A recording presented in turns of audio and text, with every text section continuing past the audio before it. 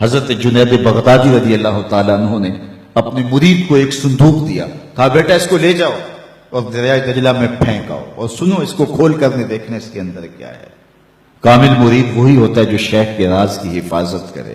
مرید نے صندوق اٹھایا اور دجلہ کنارے پہنچا، جب صندوق پھینکا تو کیا دیکھا کہ پانی نے آغوش پھیلا لی اور راستہ دے دیا، اپنی آغوش میں صندوق کو ادب سے سمیٹ لیا۔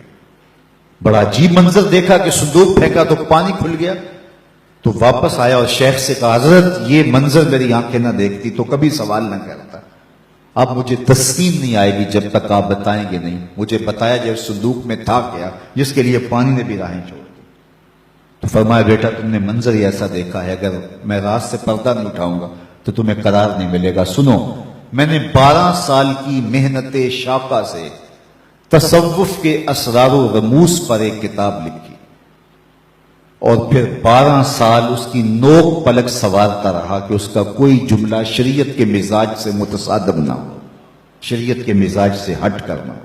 12 سال کتاب لکھتا رہا، پھر 12 سال اس کتاب کو دیکھتا رہا کوئی ایک حرف بھی ایک جملہ بھی شریعت بیضا کی مخالفت میں نہ ہو۔ حضرت سیدنا عمر رضی اللہ تعالی عنہ کا ایک قول ہے، اور مبلغین کے لیے، علماء کے لیے، پیران طریقت کے لیے اس میں بہت روشنی ہے۔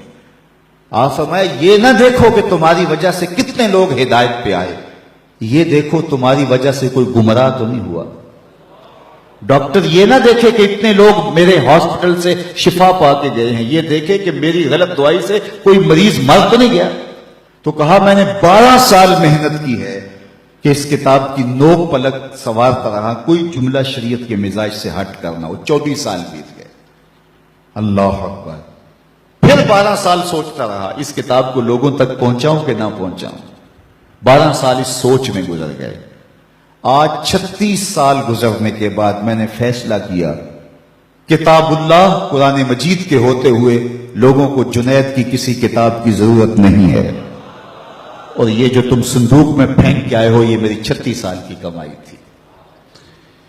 تو کتاب سے وابستگی اختیار کرنا، کتاب اللہ کے ساتھ تمسک اختیار کرنا، یہ تصوف کا وہ ضابطہ ہے جو صوفی کو حقیقی صوفی بناتا ہے۔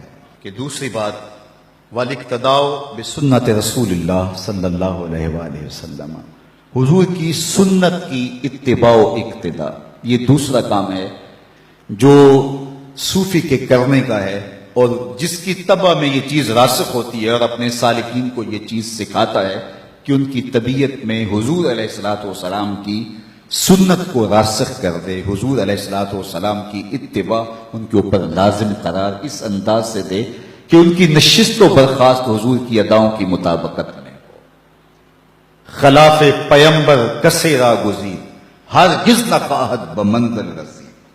سادی بولتے ہیں کہ کبھی سوچے بھی نہ کوئی کہ حضور کے راستے سے ہٹ کے منزل نصیب ہو جائے اس کو، بلکہ آگے کہا مپندار سادی کے راہ صفا، تواں رفت جز بر پے مصطفیٰ۔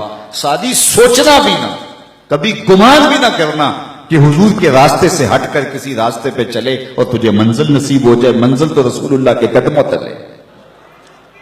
تو اس لیے منزل تک پہنچنے کے لیے حضور علیہ الصلوۃ والسلام کی اتباع کرنا ہوگی، اور یہ صوفی کے مزاج میں چیز راسخ ہو تو اس کا تصوف حقیقی تصوف ہے، اور وہ حقیقی رنگ کے اندر آگے بڑھا۔